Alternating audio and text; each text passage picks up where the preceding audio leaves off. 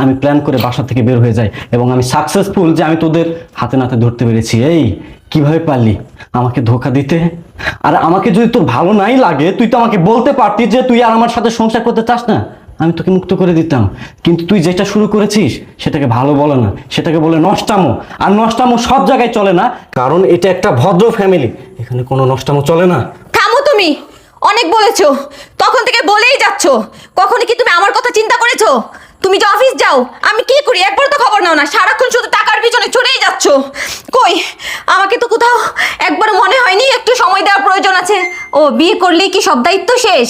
শাড়ি গয়না গাটি সব দিলে কি দায়িত্ব শেষ? বউকে যে সময় দিতে হয় সেটা তুমি জানো না? আর বউকে সময় না দিলে সে তো পরকীয়া করবে, এটাই স্বাভাবিক।